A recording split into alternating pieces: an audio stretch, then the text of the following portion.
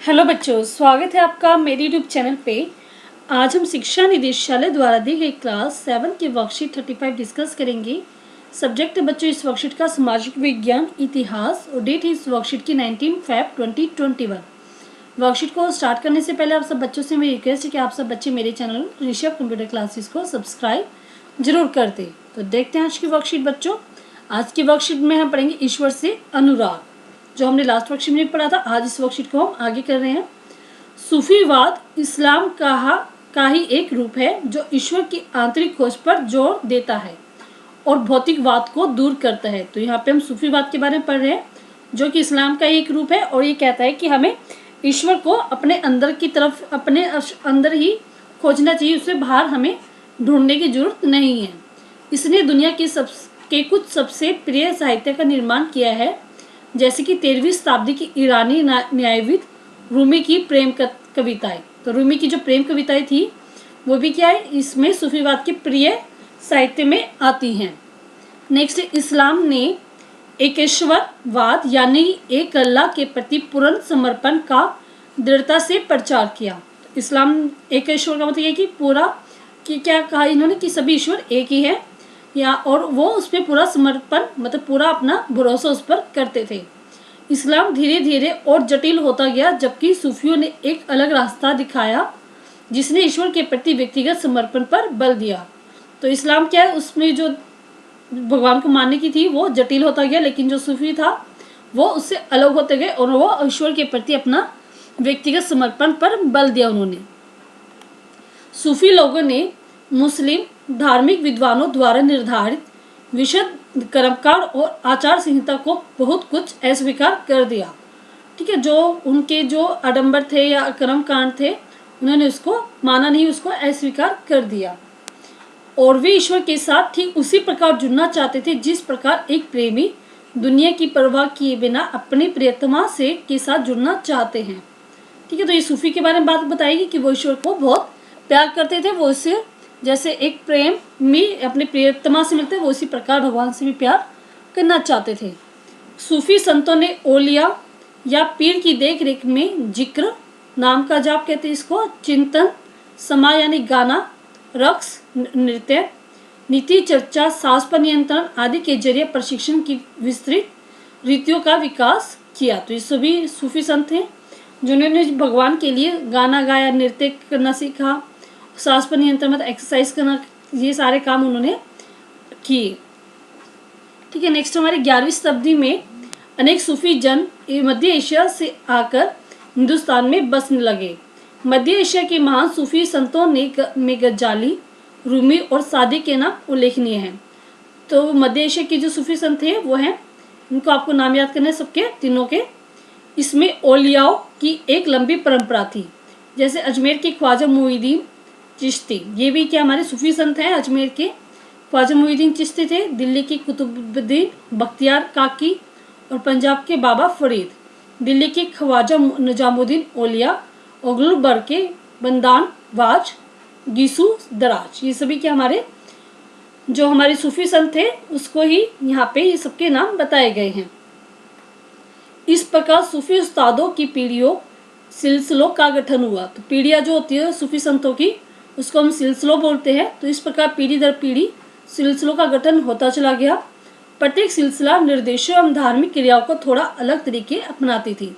तो एक पीढ़ी से जब दूसरी पीढ़ी में आते थे तो वो अपने उनके अलग अलग धार्मिक क्रियाक्रम में वो थोड़ा बहुत चेंज कर लेती थी, मतलब वो अपने हिसाब से उसको बदल लेती थी। ठीक है, सूफी संत अपने खानकाहों में विशेष बैठकों का आयोजन करते थे। अक्सर लोग यह समझते थे कि सूफी औलियाओं के पास चमत्कारी शक्तियाँ होती है जिनसे आम लोगों को बीमारी और तकलीफों से छुटकारा मिल जाता है। तो ये लोगों की सोच थी कि जो सूफी औलिया है उनके पास जादुई शक्ति है। ठीक है, सूफी संत की दरगाह एक तीर्थस्थल बन जाता था जहाँ सभी ईमान धर्म के लोग हजारों की संख्या में इकट्ठे होते थे। वे आध्यात्मिक विषयों पर चर्चा करते थे। तो इसमें जो जहाँ पर सूफी संत जो दरगाह होती थी उसको क्या माना जाता था, एक तीर्थस्थल माना जाता था, जहाँ पर लोग दूर दूर से हजारों की संख्या में आकर वहाँ पे भगवान का ज्ञान लेते थे और भगवान से जुड़ते थे।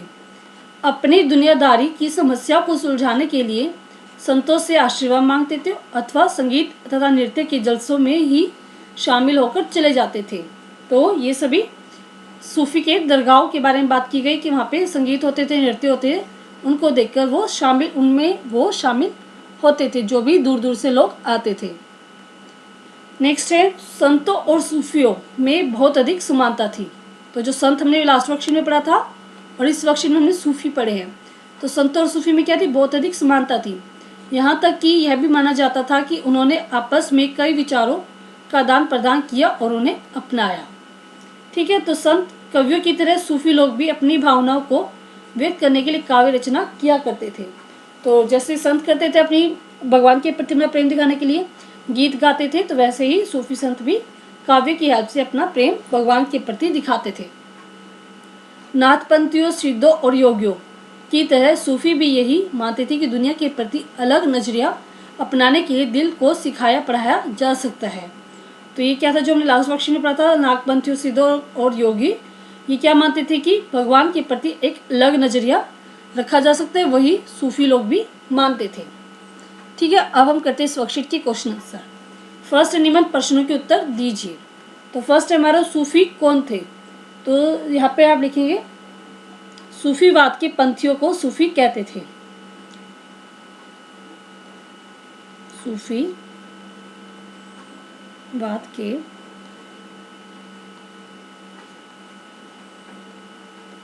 पंथियों को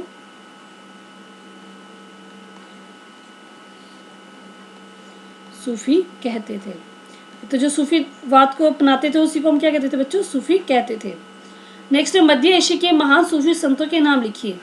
तो हमने यहाँ पे भी पढ़ा था, तो इसमें आप लिखेंगे यहाँ पे ये मध्य एशिया के महान सूफी संतों में गज्जाली, रूमी और सादी के नाम उल्लेखनीय। ये आपका सेकंड क्वेश्चन का आंसर हो जाएगा बच्चों। नेक्स्ट क्वेश्चन इस वर्कशीट का, सिलसिला किसे कहते हैं। तो जो सूफी उस्ताद थे उनकी जो पीढ़ियाँ चलती थी उसी को हम क्या कहते थे, सिलसिला। तो यहाँ पे लिखेंगे सूफी उस्तादों की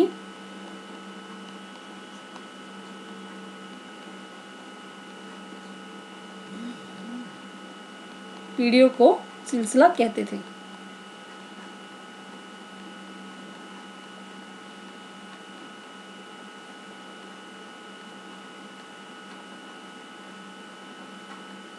कहते हैं।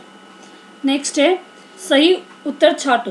तो सूफी हिंदू, बौद्ध व मुस्लिम रहस्यवादी का एक समूह थे। तो हमने फर्स्ट लाइन क्या थी इसकी, सूफी जो थे मुस्लिम रहस्यवादी के समूह थे, तो आप मुस्लिम पे टिक लगा देंगे। ठीक है, नेक्स्ट हम देखते हैं सही या गलत बताइए। सूफियों के संगठन को संघ के नाम से जाना जाता था। नहीं, वो संघ के नाम से नहीं जाना जाता, तो उन्हें किसके नाम से जाना जाता था, खानकाहों के नाम से, जो हमने यहाँ पे पढ़ा था। सूफी के जो ग्रुप होते थे उनको कैसे नाम से जाना जाता था, खानकाहों। तो आपका आंसर क्या हो जाएगा इसमें, ये गलत हो जाएगा, नहीं आएगा इसका आंसर। ठीक है बच्चों, तो पूरी वर्कशीट हमारी कंप्लीट हो गई है। अगर आपको वर्कशीट समझ में आई है, अच्छी लगी है, तो जल्दी से जल्दी बच्चों मेरे चैनल ऋषभ कंप्यूटर क्लासेस को सब्सक्राइब कर दे और बेल आइकन पर प्रेस करके ऑल पे क्लिक कर दे। वीडियो अगर अच्छी लगी तो लाइक करें बच्चों, शेयर करें और कमेंट करके बताएं कि आपको वीडियो कैसी लगी। थैंक यू बच्चों, हैव ए नाइस डे।